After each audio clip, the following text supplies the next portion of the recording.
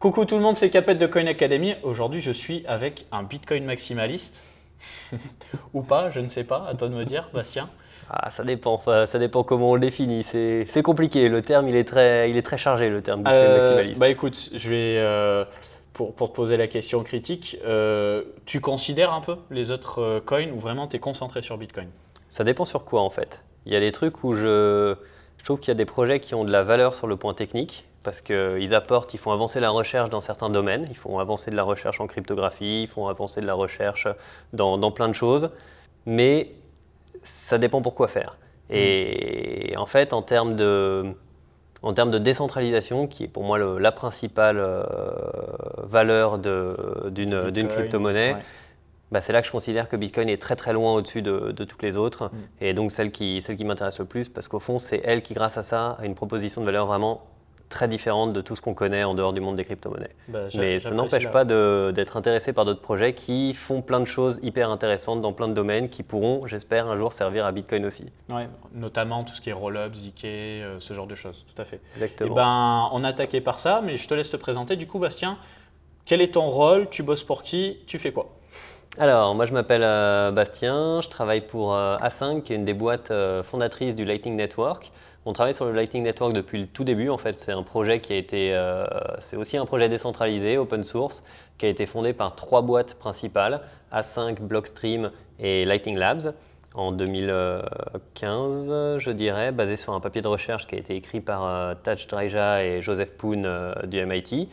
Et en fait, dès le début de ce projet, le but c'était de construire ensemble un réseau où on allait se mettre d'accord sur une spécification et on allait chacun ensuite implémenter la spécification à notre manière, avec parfois quelques fonctionnalités en plus. Mais le but était quand même que chacune des équipes produise une implémentation qui est compatible avec les autres grâce à cette spécification partagée. Et ça, c'était une idée qui a été insufflée par Rusty Russell de Blockstream, qui a une très longue expérience dans l'open source, avoir bossé pendant 20 ans sur le kernel Linux, et qui nous a organisé comme ça, qui a été hyper fédérateur, et qui est vraiment, je dirais, pour moi, c'est vraiment lui le papa du Lightning Network. C'est grâce à lui que ça s'est transformé d'un papier de recherche à quelque chose qui pouvait être un vrai propre projet d'ingénierie et sur lequel on était capable de collaborer tout en étant concurrent avec ces groupes de personnes. Donc ça a pris vachement de temps au début de faire une première version de la spécification qui permettait d'avoir une première version de Lightning où tout marchait et où on pouvait faire des paiements.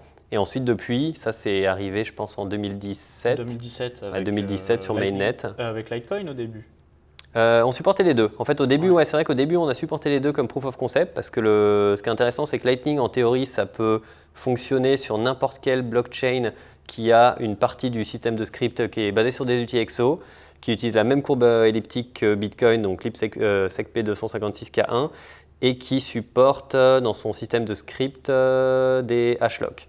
Et Litecoin, en fait, tous les forks de Bitcoin supportent potentiellement ça, donc c'était intéressant de montrer qu'avec Lightning, on pouvait en gros faire des swaps entre Litecoin et Bitcoin en supportant ces deux trucs. En fait, ça n'a jamais vraiment été utilisé par personne. Donc petit à petit, tout le monde a enlevé le support de Litecoin. Je crois que même LND, qui étaient ceux qui ont gardé le support pendant le plus longtemps, ont fini par l'enlever. Mais c'était intéressant comme proof of concept. Et donc en 2017, on a commencé à faire des paiements Lightning sur Mainnet. Et depuis, il s'est passé énormément de choses pour rendre ça plus efficace, plus privé, plus scalable, que ça coûte moins cher et que ce soit plus robuste aussi, parce qu'on a découvert aussi beaucoup de problèmes de sécurité qu'on n'imaginait pas, et on pourra peut-être détailler un peu ça, la collaboration entre le layer 2 et le layer 1, où on s'est rendu compte qu'il y a plein de choses où, dans certains cas, aux limites, c'est compliqué. Ça demande quelques changements sur Bitcoin si on veut que ce soit vraiment sécurisé, quelles que soient les conditions on-chain. Nécessiterait hard forker Bitcoin, tu veux Non, dire? non, c'est des changements de policy. Heureusement, justement, tout ça, et il y a pas mal de gens qui sont en train de travailler dessus, c'est des changements de policy de relais. Donc, c'est même pas un soft fork, c'est pas un changement au niveau du script, mais c'est quand même des changements sur la partie peer-to-peer de Bitcoin et comment des transactions sont échangées, et qui en gros permettrait de résoudre le problème de…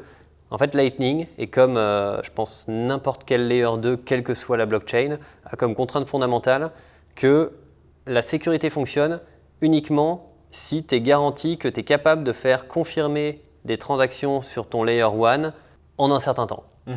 Quasiment tout sera toujours basé sur un système de time lock, où si tu n'es jamais capable de faire confirmer des transactions sur ton layer 1, toute ta sécurité elle s'effondre. Ouais. Et en fait, donc on a des timeouts explicites dans Lightning. Pour chaque paiement, tu as un timeout explicite qui fait qu'en gros, tu as un certain temps, si la personne en face essaie de tricher, tu as un certain temps pour réussir à faire passer une transaction on-chain pour rétablir la vérité et empêcher de te faire voler de l'argent. Sauf qu'en fait, le problème de ça, c'est que pour faire passer cette transaction on-chain, il faut réussir à lui faire atteindre des mineurs. Et lui faire atteindre des mineurs, en général, quand cette transaction on-chain, il y en a une qui est une transaction concurrente, il y a plein de mécanismes au niveau des nœuds Bitcoin Layer 1 pour éviter de se faire dosser. Donc si tu as une transaction et que tu reçois une autre transaction qui double spend celle-là et donc qui va remplacer la première, en fait, tu ne vas pas nécessairement toujours l'accepter parce que sinon, quelqu'un pourrait faire ça en permanence, remplacer les transactions et dosser ton nœud. Donc en fait, il y a des règles qui font… C'est juste dosser, ça veut dire quoi exactement? Faire du denial of service. C'est en gros comme du DDoS, exactement. C'est au lieu que ce soit avec, comme classiquement sur un site internet, tu te fais DDoS par juste plein de requêtes qui arrivent en même temps. Là, c'est un peu similaire, tu te fais DDoS par plein de transactions qui sont toutes concurrentes. Et si à chaque fois, tu es obligé pour chaque transaction, parce que valider une transaction, ça coûte en termes de CPU, parce que quand tu reçois une transaction, tu vérifies qu'elle est valide, qu'elle dépense bien des inputs qui existent, que son script est valide, et donc ça prend des ressources à ton serveur. Donc en fait, tu veux éviter de le faire si tu n'en as pas besoin. Donc si tu as une première transaction qui est dans ton mempool et que tu en reçois une autre qui est concurrente à celle-là, il y a un certain nombre de règles, avant même de l'évaluer, il y a un certain nombre de règles que tu vas vérifier, qu'elle paye plus de frais de transaction que la précédente, mais en fait c'est un peu plus compliqué que juste plus de frais de transaction, parce que quand on regarde dans le détail, il y a plein de cas où quand les parents sont non confirmés aussi, en fait tu dois aller regarder sur tout un graphe de transactions non confirmées, ce qui te coûte aussi des ressources. Donc en fait Bitcoin est très restrictif sur de quelle manière tu peux remplacer une transaction existante, et en fait ça peut être abusé par un attaquant pour rendre ça difficile de remplacer la première transaction et donc difficile d'atteindre les mineurs, et alors que toi tu as une transaction qui est valide et qui devrait en théorie remplacer la transaction de l'attaquant, mais en fait, c'est pas si facile que ça de réussir à lui faire atteindre les mineurs. Donc il y a beaucoup de boulot qui est en train d'être fait là-dessus. Je te coupe là-dessus parce que c'est très technique. Moi, je te suis. C'est un peu technique, ouais. Moi, je te suis. Pas sûr qu'ils suivent, mais juste comprendre comment tu arrives à ce niveau de technicité sans forcément être développeur. Je veux dire, ça vient en minant, ça vient en montant des nœuds. Comment tu peux rentrer dans cette technique-là? Parce que moi, je te suis, j'ai déjà miné sur Ethereum, à la carte graphique, etc. Je comprends à peu près les mécanismes et tout. Mais c'est vrai qu'à partir du moment où tu m'as dit déjà, ça va plus loin que je paye plus de frais, déjà, tu m'apprends quelque chose. Pour moi, c'était frais, point la ligne. Et tu m'expliques que non, il y a des règles. Ouais. Alors là-dessus, en fait, déjà pour découvrir initialement ces problèmes, rien que nous qui sommes dans le cœur de Bitcoin, le cœur de Lightning depuis longtemps, il nous a fallu quelques années pour se rendre compte de ces problèmes. Donc en fait, c'est petit à petit, on découvre toutes les subtilités. En fait, plus on avance, comme la sécurité, c'est jamais un truc absolu, ce sera toujours un spectre, tu étais plus ou moins sécure. On a commencé avec un système qui était relativement sécure, et maintenant, plus on avance, plus on trouve les attaques avancées que pourrait faire un utilisateur. Et donc, plus on essaye de résoudre de plus en plus d'attaques, histoire d'arriver à un niveau où, pour l'attaquant, la barre sera hyper haute pour réussir à voler des fonds. Et donc, on a commencé à découvrir ces vecteurs d'attaque qui sont très avancés. On a commencé à en parler autour de nous dans la communauté Bitcoin. Il y a pas mal de gens qui ont commencé à réfléchir à des solutions. Et sur ce problème-là en particulier, il y a une fille qui s'appelle Gloria Zhao qui travaille sur, elle, vraiment Bitcoin Core, qui a beaucoup bossé sur ces trucs-là. C'est elle vraiment qui lead ces projets. Et elle a produit énormément de présentations très visuelles. C'est vachement bien ce qu'elle a fait parce que c'est hyper visuel. Elle t'explique avec plein de diagrammes pourquoi c'est plus compliqué que juste payer plus de fees. Et pourquoi les règles existantes, comment les règles existantes fonctionnent, pourquoi elles ont été designées comme ça, et ce qu'elle propose comme changement, et pourquoi ça résoudrait les problèmes que nous on a.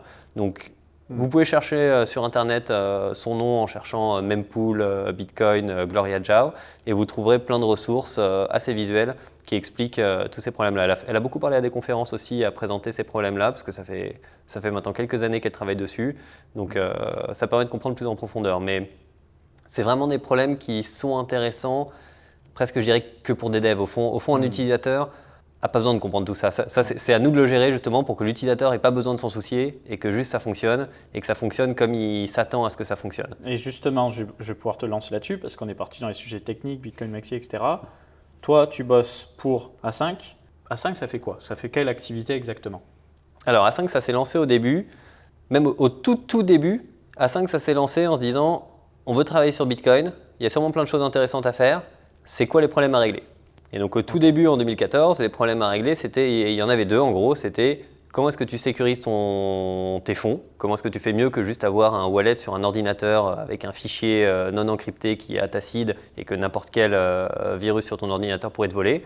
Et comment est-ce que tu scales Bitcoin pour faire plus que 7 transactions par seconde et que ce soit utilisable par le monde entier avec des frais de transaction relativement bas? Et donc au tout début, là j'étais pas encore là, c'était les fondateurs d'A5, Pierre-Marie et Fabrice, qui ont voulu travailler sur la partie sécurité, qui se sont dit, mais en fait, en France, on a quand même pas mal de connaissances autour du hardware sécurisé. Tout à fait. Il y a quelque chose à faire et ça serait intéressant que Bitcoin d'utiliser du hardware sécurisé pour mettre acide et protéger tes Bitcoins. Ils ont commencé à faire ça dans un espace de coworking et à un moment, en discutant avec les gens autour, ils se sont rendus compte qu'à côté, il y avait les futurs mecs de Ledger qui étaient en train de faire la même chose. Et en discutant, ils se sont dit, en fait, les mecs de Ledger ont l'air plus qualifiés pour faire ça. Donc en fait, on va basculer sur l'autre problème qui était la scalabilité. Et donc ils ont laissé Ledger travailler sur la partie sécurisation des fonds. Et à ce moment-là, le papier de recherche de Taj Dreja et Joseph Poon qui donnait les ébauches du Lightning Network était sorti. Et ils se sont dit, tiens, ça c'est super, ça a l'air d'être une très bonne solution pour potentiellement scaler Bitcoin. On va regarder ce qu'on peut faire là-dessus. Et donc en 2015, on s'est retrouvé avec Blockstream et Lightning Labs à commencer à travailler sur le Lightning Network.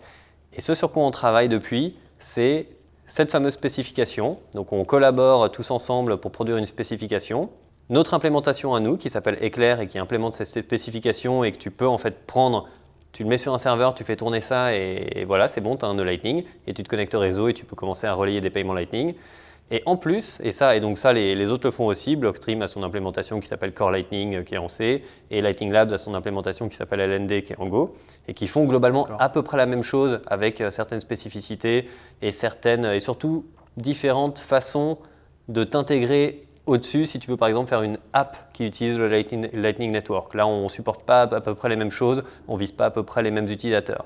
Mais nous, surtout, ce qu'on a fait que les autres n'ont pas fait, c'est qu'on s'est dit, c'est super, on a un super protocole, on a un réseau peer-to-peer qui fonctionne très bien. Chacun prend un serveur dans un cloud, chez lui, quelque part, sur un Raspberry Pi. Tout ça, ça se connecte très bien, tout ça, ça relaie des messages. Mais les vrais utilisateurs, ils ne vont pas faire tourner un nœud.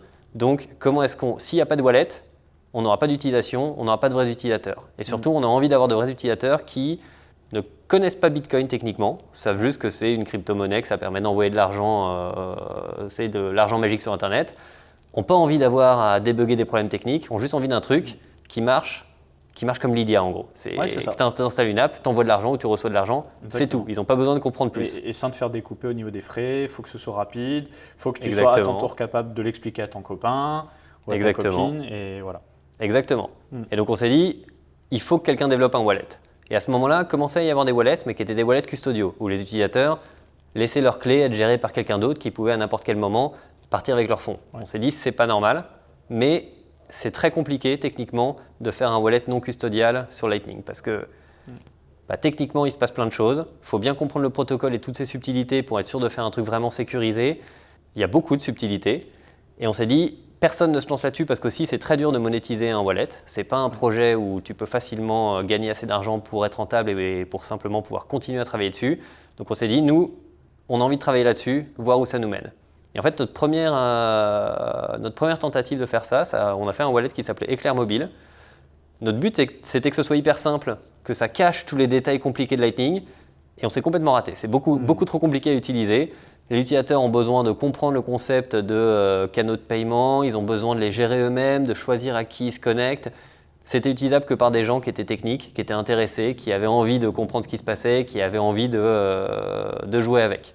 Mais on s'est rendu compte que le protocole ne nous permettait pas de faire mieux à cette époque. Et donc en fait, ça nous a permis d'apprendre le protocole Lightning. Ouais. Le protocole Lightning ne permettait pas plein de petites améliorations qui auraient aidé à faire un wallet simple pour l'utilisateur. Donc en fait, et on avait plein de feedback d'utilisateurs qui nous permettaient d'apprendre plein de problèmes qui commençaient à apparaître quand tu es sur un téléphone qui a une connexion qui n'est pas stable, des adresses IP qui changent tout le temps, qui est offline la plupart du temps, plein de choses qui sont des problèmes que tu n'as pas quand tu fais tourner un serveur, qui lui a une IP stable, est toujours connecté à Internet, a des ressources aussi assez stables. Alors que quand tu as une app qui aussi se fait mettre en background par ton OS mobile et qui a très peu de ressources quand il est en background, tu as plein de problèmes qui apparaissent qui potentiellement sont assez incompatibles avec les garanties de sécurité que tu veux avoir sur ton protocole. Donc en fait, tout ça, on a pris tout ça on va trouver des moyens de le résoudre dans le protocole. Et donc, on va travailler avec Blockstream et Lightning Labs pour leur expliquer pourquoi ces changements-là sont importants, parce que sans ça, c'est pas possible de faire un vrai wallet non custodial.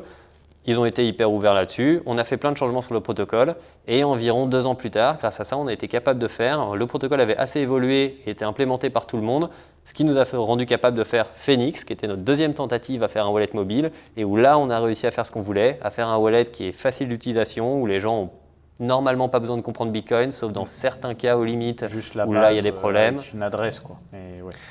Limite même pas, parce qu'en fait, maintenant dans Phoenix, tu as juste besoin de comprendre que tu veux recevoir de l'argent, tu envoies un QR code, tu Oui, veux c'est payer vrai qu'il y a le quelqu'un, QR code. il te montre un QR code. Il y a même des extensions, des trucs qui s'appellent Lightning Address, où tu as un truc qui ressemble à une adresse mail qui te permet d'envoyer des paiements. On est en train de travailler sur des trucs qui te permettent d'avoir un QR code statique qui te permettrait de recevoir plusieurs fois des paiements. Donc ça nous a pris des années. Il a fallu faire plein d'allers-retours entre la partie wallet mobile, la partie protocole, parler avec les autres implémentations, prendre du temps pour se mettre d'accord sur quels étaient les bons choix à long terme et pas juste des trucs qui corrigeaient les problèmes à court terme. Mais on a bien avancé, on commence à y être et on commence à avoir un truc qui est vraiment utilisable et surtout ce qui est important, parce que notre but c'était surtout pas non plus d'être le seul wallet non custodial, parce que sinon, niveau décentralisation, c'est pas terrible. S'il n'y a qu'un seul wallet que tout le monde peut utiliser qui est non custodial et que des wallets custodial à côté, bah, c'est pas top. Notre but, c'était aussi pour ça qu'on a fait en sorte que les changements ils aillent dans le protocole pour qu'ensuite, n'importe qui soit capable de construire un autre wallet non custodial avec peut-être des choix légèrement différents de ceux qu'on a pris dans Phoenix, avec peut-être des trade-offs aussi différents de ceux qu'on a pris dans Phoenix, histoire que les utilisateurs à la fin aient le choix parmi une large gamme de wallets en fonction de leur type d'utilisation, leurs affinités en termes de privacy, sécurité, à quel point ils veulent être online tout le temps ou pas online tout le temps, quel type de fonctionnalité ils ont envie d'avoir. Et donc là, on commence à être à une étape. Toutes ces choses-là sont en place. Plein de gens sont en train de travailler sur plein de projets de ce style. Donc, on commence à avoir une explosion des apps et des fonctionnalités autour de Lightning. Et c'est vraiment agréable à voir parce que c'est le résultat de 6-7 ans de boulot sur le protocole à petit avancer dans cette direction. Ça me fait poser, j'ai plein de questions. Tu m'as dit vous êtes 3 boîtes derrière Lightning. Bon, c'est open source, donc tout le monde peut y participer, mais en gros, tu as A5, Blockstream et Lightning Labs. Et du coup, je connais les 3, heureusement. Donc, Blockstream, j'arrive à suivre parce qu'ils font plein de business, ils font plein de choses. Mais quel est le business model d'A5 et celui de Lightning Labs, justement? Alors, et maintenant, il y a aussi une 4e équipe qui est arrivée depuis et qui est très active depuis 2 ans, je dirais surtout, qui est Spiral. Ils ont changé de nom en permanence. C'est une des boîtes de Jack Dorsey, l'ancien PDG de Twitter, qui a aussi Square. Et Square, qui est une boîte qui fait des terminaux de paiement aux US, un peu comme Ingenico on a en Europe. Aussi, ils ont aussi créé un truc qui s'appelle Block. En fait, ils ont une branche Square Crypto qui s'intéressait à la crypto pour à la base intégrer ça dans leurs terminaux de paiement. Puis ensuite, ils en ont fait plein de spin-offs, plein d'entités séparées pour travailler sur différents aspects de Bitcoin. Donc ils ont Block, ils ont C-Equals, je crois, et ils ont Spiral, et qui sont différentes boîtes qui bossent sur différents aspects de Bitcoin. Il y en a certains qui bossent sur du mining, il y en a certains qui bossaient à une époque sur faire un decentralized exchange, il y en a sur un hardware wallet, et Spiral, ils travaillent sur Lightning. Et sur Lightning, et faire en fait une sorte de toolkit Lightning qui permettrait à des wallets d'intégrer Lightning plus facilement. Et du coup, pour le business model? Voilà, donc du coup pour le business model, en fait, ce qui est intéressant, c'est qu'il y a 2 boîtes dans un type de business model et 2 boîtes dans un autre. Parce que Blockstream, ils font plein de choses, ils ont beaucoup de Bitcoin, et je pense que tant que l'écosystème Bitcoin marche, normalement, ils devraient s'en sortir. Spiral, c'est pareil, ils n'ont pas volonté à faire de l'argent avec ce projet. Donc Blockstream comme Spiral, ils n'ont pas volonté à dégager de l'argent sur ce projet. C'est vraiment du pur travail open source où ils produisent du software open source que n'importe qui peut utiliser sans aucune condition d'utilisation. Et leur but, c'est juste que ça bénéficie à l'écosystème de façon générale. Et nous, comme Lightning Labs, au contraire, on est des boîtes plus standards, des startups plus standards qui avons levé de l'argent auprès de fonds d'investissement pour pouvoir faire ce développement. Donc, il a fallu à chaque fois dire aux fonds d'investissement comment on comptait à long terme gagner de l'argent. Nous, les premières sources au tout début du projet, à la fois pour Lightning Labs et pour nous, c'était de dire on va avoir un des gros nœuds du réseau. Sur le réseau, tous les nœuds, en fait, ils bloquent de la liquidité pour relayer des paiements et quand ils relaient des paiements, ils prennent des frais de transaction. Donc, on va gagner de l'argent avec ces frais de transaction. Sauf que ça, c'est pas un business rentable très viable parce que Lightning, c'est fait pour que ce marché, il est complètement ouvert. À n'importe quel moment, n'importe qui peut décider de se connecter à n'importe quel nœud. Et en fait, comme chacun annonce ses frais de transaction, s'il y a un nœud qui annonce des frais de transaction hyper élevés, les gens vont juste trouver des chemins qui contournent ce nœud qui coûteront moins cher. Donc en fait, c'est une très bonne chose parce que ça fait que personne ne peut surcharger trop cher pour les utilisateurs parce que sinon, comme c'est un marché ouvert, d'autres gens vont venir et proposer des frais de transaction qui sont plus justes. Et à terme, ça fait que l'équilibre, il est à un niveau où les frais de transaction qu'on prend pour le relais, elles te payent le coût de ton serveur en gros, le coût peut-être de ta liquidité bloquée et peut-être les salaires de tes développeurs, mais encore je pense pas parce que sinon tu seras pas rentable par rapport aux autres. Et tu peux pas gagner beaucoup d'argent là-dessus parce que c'est trop compétitif et c'est un marché complètement ouvert. Mais les premières années, c'était le seul truc qui existait et surtout il n'y avait pas grand monde, donc c'était une possibilité. Ensuite, nous on a commencé à faire ce wallet Phoenix, sur lequel on propose beaucoup de services. Et donc sur tous ces services qui te rendent la vie hyper simple quand tu utilises Lightning, on prend des frais de transaction. Donc ça, c'est un premier business model. Pareil, c'est comme le business des wallets, il est hyper ouvert. Le but, c'est qu'à n'importe quel moment, si tu n'es pas content avec notre wallet, tu contrôles complètement tes bitcoins. Donc en fait, tu les envoies ailleurs et tu pars et t'installes un autre wallet. Et donc nous, ce qui fait que nos utilisateurs restent, et on veut que la raison pour laquelle ils restent, c'est parce que le service est bien, que le prix est raisonnable, nous permet d'en vivre sans non plus prendre trop d'argent sur leur dos. Mais est-ce que ce sera un business model rentable à long terme ? Je ne sais pas. On explore encore beaucoup de choses, mais qui demandent plus d'adoption, qui demandent qu'il y ait une adoption plus globale pour qu'on puisse commencer à vendre des services autour de, je ne sais pas, par exemple la sécurité, le fait de faire tourner tes nœuds, le fait de faire tourner des nœuds pour des entreprises. Là, il y a plein de choses possibles, mais on n'est pas encore là, donc pour l'instant, on ne travaille pas activement dessus.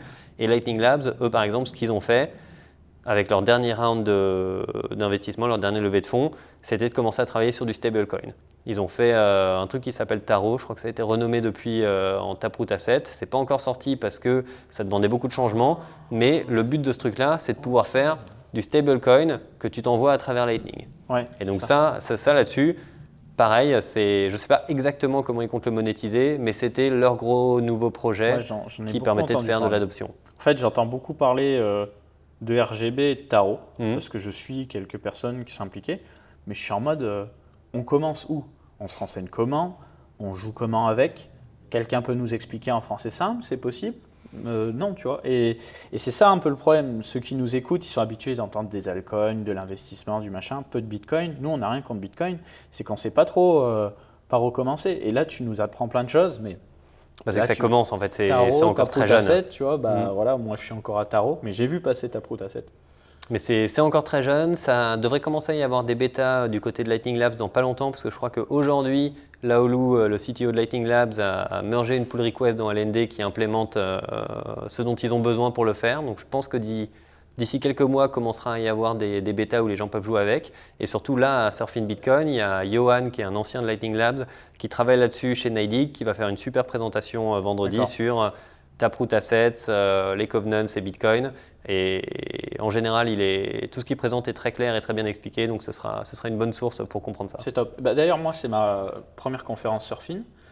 C'est une conférence qui est plutôt technique ou il y a aussi des débats un peu plus philosophiques, économiques autour de Bitcoin en général. Il y a quoi sur ce type de conférence ? Il y a deux tracks. Il y a deux tracks qui sont pour moi même quasiment complètement séparés. Et je pense qu'il y a presque deux audiences qui vont quasiment pas se voir parce qu'il y a une track très technique avec plein de présentations techniques, celle à laquelle je vais beaucoup contribuer, et une track au contraire qui est beaucoup plus sociétale, géopolitique, financière. Et il y a vraiment, ça qui est intéressant, ces deux types de sujets sont très bien couverts par plein d'intervenants différents. Et donc, il y a moyen de trouver son bonheur dans les deux. Top, top. Bon, voilà, si vous n'avez pas pu assister à la conférence cette année, il y aura probablement une édition l'année prochaine. Ça se passe toujours ici à Biarritz, en tout cas. Est-ce que ce sera différent la prochaine fois ? Peut-être. En tout cas, on vous tiendra au courant. Mais ouais, c'est vraiment intéressant, Lightning, parce qu'on pourrait parler pendant des heures, c'est très technique, mais moi, mon expérience, ça a été comment j'utilise sur mobile. Donc, j'ai regardé plein de vidéos YouTube et c'est quasiment que des wallets custodiales et moi, j'ai dit c'est mort. Donc, et j'en suis arrivé à Phoenix. J'en suis arrivé à Phoenix naturellement. D'ailleurs, si vous avez assisté à la formation Bitcoin que j'ai écrite, le dernier épisode sur Lightning, justement, il y a un tuto avec Phoenix parce que moi, ce que je voulais, c'était rentrer vraiment dans la logique du micro-paiement. C'est moi, j'ai pas d'argent Lightning. Comment j'envoie des bitcoins peut-être natifs sur mon Phoenix pour recevoir ensuite des bitcoins compatibles Lightning et surtout avec quelques dollars de bitcoin et pas envoyer 100 balles ou 200 balles parce que quand tu veux faire tester ça à monsieur tout le monde, il n'a pas envie d'envoyer des gros sous. Donc il faut que ça soit vraiment dans une logique de micro-paiement. Et à l'époque, je ne sais pas si c'est toujours le cas, il y avait un montant minimal de SAT à envoyer pour que le paiement soit considéré comme accepté et que ce soit sur le wallet. Et moi, j'avais envoyé du coup à peine en dessous à cause des frais de transaction et l'argent n'était pas arrivé. J'ai dû refaire une transaction. Mais tu vois, c'est ça en fait l'expérience utilisateur. C'est que la personne, elle ne capte rien. Si elle veut envoyer 50 centimes, idéalement, il faudrait qu'elle reçoive 50 centimes. Et quand on ne lui parle pas de Satoshi, de Layer 1, de Layer 2, de machin, parce que c'est infect en réalité. Mais en fait, là-dessus, alors, je pense qu'on ne pourra jamais régler le problème de quelqu'un qui installe l'app, veut commencer à jouer avec seulement 50 centimes dessus et repartir. Parce que le problème, c'est que pour t'onboarder sur Lightning, il faut qu'on te crée un canal de paiement. Et ça demande de faire une transaction on-chain. Donc ça va coûter de l'argent. Donc tant qu'à faire pour que ce soit rentable, il faut que ça fasse une certaine taille. Ça va rester petit. Je crois qu'aujourd'hui, c'est 10 000 Satoshi qui doit faire… pour initier, ça fait combien 10 000 Satoshi? Peut-être 10 euros? Non, je ne sais même pas. Moins, aucune idée, moins que ça. Moins. Ouais, ok, quelques euros. Mais en dessous de ça, sinon, c'est pas rentable. Et en fait, nous, on y perd de l'argent parce que c'est nous qui allons faire cette transaction pour t'ouvrir un canal de paiement. Et ensuite, ce canal de paiement, sa taille pourra varier en fonction de ton utilisation.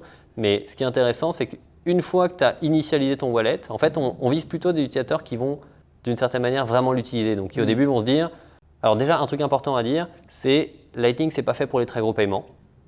Parce que en fait, fondamentalement, la façon dont les fees, dont les frais de transaction sont calculés entre Bitcoin et Lightning ne sont pas les mêmes. Sur Bitcoin, tes frais de transaction, ils dépendent de la taille de ta transaction dans la blockchain. Parce qu'en fait, c'est ça qui va rester éternellement, c'est ça qui va coûter éternellement à tout le monde. Mais pas du tout du montant de la transaction. Si tu envoies 1 milliard de dollars ou 10 dollars, si la transaction fait la même taille, ça va être les mêmes frais de transaction. Donc en fait, ça rend Bitcoin très utile pour faire des gros paiements. Parce que des gros paiements vont coûter les mêmes frais de transaction qu'un tout petit paiement. Mais donc, ça montre aussi que faire un tout petit paiement sur Bitcoin n'est nécessairement pas très rentable. Ça ne sera jamais le plus rentable. Donc, c'est pour ça que Lightning est là avec un système de frais de transaction différent parce que Lightning, son but, c'est de remplir, de régler le besoin des gens qui vont faire des petits et moyens paiements. Et ça fait que sur Lightning, tes frais de transaction, eux, pour le coup, ils vont être proportionnels au montant que tu envoies.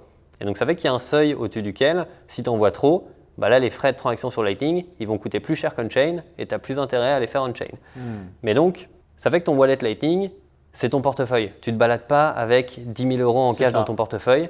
Donc en fait, quand tu te dis, je veux installer un wallet Lightning et je veux l'utiliser, tu dis, bah, tiens, je vais peut-être avoir besoin ce mois-ci de 100 euros. 140, 100 tu initialises, tu mets 100 euros, tu as 100 euros dessus, ensuite tu les dépenses. Et ce qui est intéressant, c'est que sans que l'utilisateur… En fait, ce qui se passe là-dessous, c'est qu'il y a un canal de paiement qui est créé dans lequel la liquidité, dans lequel il y a de l'argent en fait, des deux côtés. Et ce canal, il fait une certaine taille. Et tant que tu peux faire des paiements sans avoir besoin de changer la taille du canal, ça va être très efficace et coûter très peu de frais de transaction parce qu'il n'y a pas besoin de faire de transactions on-chain.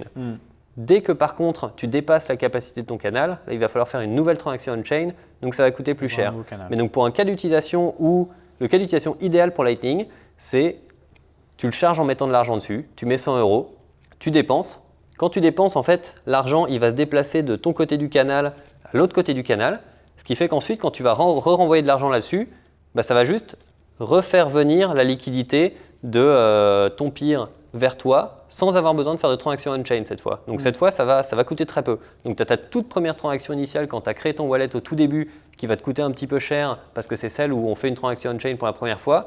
Mais ensuite, si tu l'utilises comme ça, que tu le charges, tu dépenses, tu recharges, tu redépenses, tu recharges, là tu vas être très efficace et tu vas faire quasiment jamais de transaction on-chain. Donc tu vas avoir un truc qui fait que des transactions instantanées et qui coûtent très peu cher. Et c'est pour ça que je vous invite vraiment à regarder cette formation. Je vous la mettrai en description, c'est gratuit. Voilà, vous n'êtes même pas obligé de manger toute la formation, vous pouvez rester bloqué sur la partie Lightning. Il faut manipuler parce que là on est sur du théorique, je comprends ce qu'il me dit, mais c'est peut-être un peu abstrait pour vous. Et en réalité, il faut juste prendre un peu de temps pour comprendre ce principe de frais, de routage des transactions, d'ouverture de canal, de fermeture de canal, la liaison avec le Layer 1. Là, ça peut faire un peu peur expliquer comme ça, mais en réalité, c'est très très simple. C'est juste dire, bon bah voilà, on on bloque de l'argent sur Bitcoin, le Layer 1, pour pouvoir ensuite faire joujou avec cet argent sur Lightning. C'est aussi simple que ça. Et si on s'est dit, on a bloqué, je sais pas moi, 100 € de Bitcoin et qu'à un moment donné, on a besoin de plus de 100 €, ben on est obligé d'ouvrir un nouveau canal pour dépasser justement ce seuil de 100 €. Et c'est tout ce qu'il y a à comprendre en fait. Et donc moi, j'aurais une dernière question. Et justement là-dessus, ce qui est intéressant, c'est que pour l'instant, on n'a pas fait beaucoup de boulot dans l'app pour te rendre ça très facile de voir l'état de tes canaux parce que justement, on avait ce problème qui était que si tu n'avais pas assez de place dans un canal pour recevoir de l'argent, on était obligé de t'en ouvrir un autre, ce qui fait que les gens se retrouvaient avec plusieurs canaux, ce qui est vraiment pas quelque chose d'idéal. Et très récemment, la dernière update de Phoenix incorpore un changement sur lequel on bosse depuis 2 ans sur le protocole qui s'appelle splicing et qui permet de changer dynamiquement la taille d'un canal. Et en fait, ça, ce que ça fait, c'est que maintenant, un utilisateur Phoenix ou même de n'importe quel wallet mobile, il aura un seul canal. Et en fait, un seul canal, ça rend tout plus simple. Et ça va surtout rendre ça beaucoup plus simple d'expliquer à l'utilisateur ce qui se passe, l'état de son canal et lui expliquer pourquoi, de façon très visuelle, s'il veut recevoir plus que ce qu'il peut recevoir, on va être obligé de faire grandir la taille du canal et donc faire une transaction. Et donc ça, on est en train de travailler sur des améliorations du UX sur l'app pour que ça, ce soit hyper compréhensible. Et on ne pouvait pas le faire avant, parce qu'avant, comme on n'avait pas ce mécanisme au niveau du protocole, on était obligé d'avoir ce système où tu te retrouvais avec plusieurs canaux, et ça, c'était horrible à accepter. Donc en fait, on n'avait pas envie d'expliquer à l'utilisateur, parce qu'on savait que c'était pas notre forme finale, en gros. On savait qu'on allait améliorer ça, qu'on allait le changer. Et maintenant qu'on est en train de finaliser cette mise à jour de l'app qui utilise ce nouveau mécanisme, ensuite, on va pouvoir travailler sur améliorer encore l'UX pour que tout ça devienne vraiment facile à comprendre pour l'utilisateur. Du coup, ça revient à la question que j'allais te poser, c'est comment on peut faire pour pousser les gens à utiliser Lightning. Alors déjà, la première bonne nouvelle, c'est que maintenant Binance propose le cash-out vers Lightning, normalement, parce que je crois qu'en fonction des pays ou trucs comme ça, ce n'est pas toujours le cas. Sinon, vous avez Kraken, vous avez d'autres exchanges, on a un article dédié à ce sujet-là.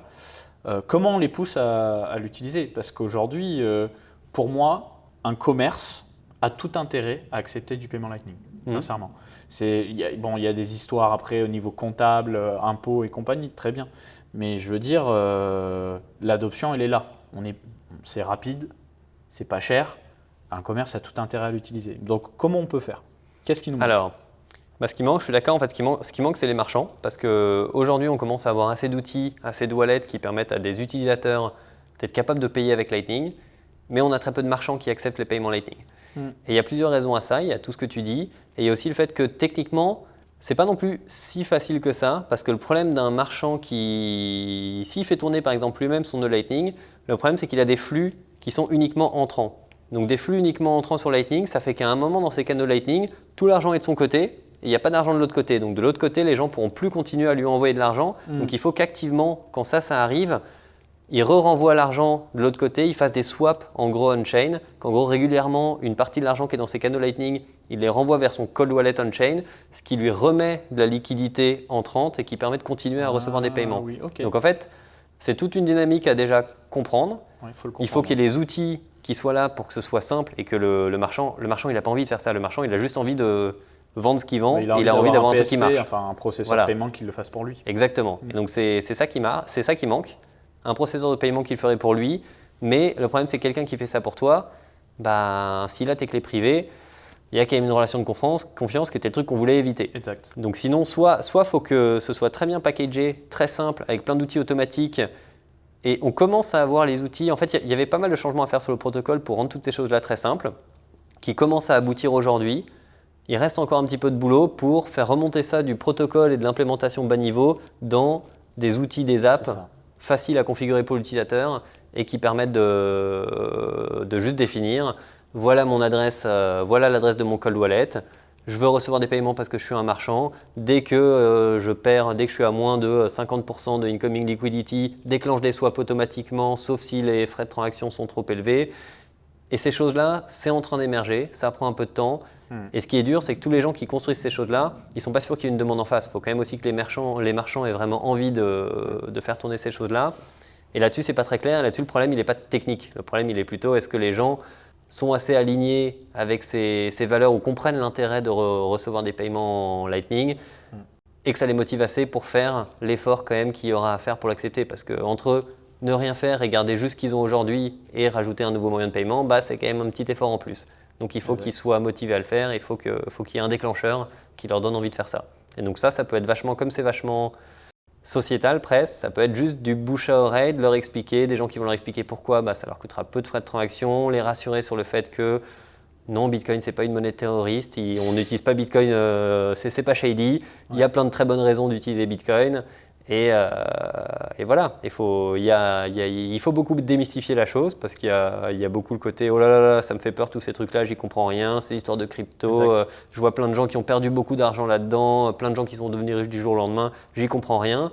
Dépasser tout ce truc-là, dépasser toute cette hype et ces clickbait qu'on trouve dans beaucoup d'articles de journaux et juste expliquer que les fondamentaux de qu'est-ce que c'est Bitcoin, quel type de réseau de paiement ça permet de débloquer avec le Lightning Network, pourquoi c'est intéressant pour certains cas d'utilisation et oublier toute la partie hype qu'il y a à côté et dont on entend un peu trop parler parfois. Yes. Et je te remercie Bastien, en tout cas. On a fait une longue interview, mais j'ai trouvé ça très très intéressant personnellement. Est-ce que tu as des ressources à nous conseiller qu'on peut placer en description pour vous suivre, se renseigner sur Lightning, les mises à jour du protocole, en français si possible, s'il n'y a pas, ce sera en anglais. Mais... Alors en français, j'ai pas trop. Déjà en fait des ressources. On se fait souvent taper dessus parce que les gens nous disent vous devriez plus parler de ce que vous faites, plus faire de blog posts, écrire plus de trucs. Et on se le dit aussi, sauf qu'on ne prend jamais le temps de le faire parce qu'on passe trop notre temps à faire notre code, à faire le protocole, à faire les choses et qu'on n'est jamais assez satisfait. On est toujours en train de travailler sur l'update suivante qui nous amènera enfin à une utilisation assez bien. Donc on ne prend jamais le temps de faire ces trucs-là. Récemment, on a fait pas mal de blog posts, mais on est à une moyenne de 1 tous les 6 mois, pas plus que ça. Sur notre site à 5, mais c'est des blog posts assez techniques. Enfin, non, sur Phoenix, justement, on a des blog posts sur Phoenix qui expliquent comment Phoenix fonctionne et qui, eux, essayent d'être assez orientés utilisateurs. Et sinon, la ressource que je conseille, qui est en anglais, mais qui est super, mais qui est plus pour suivre ce qui se passe de façon hebdomadaire sur Bitcoin, c'est la newsletter qui s'appelle Optech, OPTECH. C'est une équipe de gens qui sont des contributeurs de Bitcoin, qui regardent tout ce qui se passe dans la semaine et font un super récap par mail et qui ensuite, à chaque fois en plus, font un petit Twitter Space d'1 heure avec une partie des gens qui ont travaillé sur les choses qui sont couvertes dans la newsletter et qui expliquent plus en détail. Ça permet aux gens de poser des questions. C'est du super boulot. Mais à part ça, j'ai pas beaucoup de ressources parce que… site A5 technique, site Phoenix moins technique parce que forcément c'est un wallet et du coup Optech pour avoir une vision plus macro. Je pense que c'est pas mal. On va essayer de vous mettre tout ça en description. Merci encore une fois. Merci à toi. Je vous souhaite un bon visionnage. J'espère que c'était pas trop technique pour vous. N'hésitez pas à nous le dire en commentaire et on se dit à très vite pour d'autres interviews spécifiques à Bitcoin. Ciao tout le monde. Salut.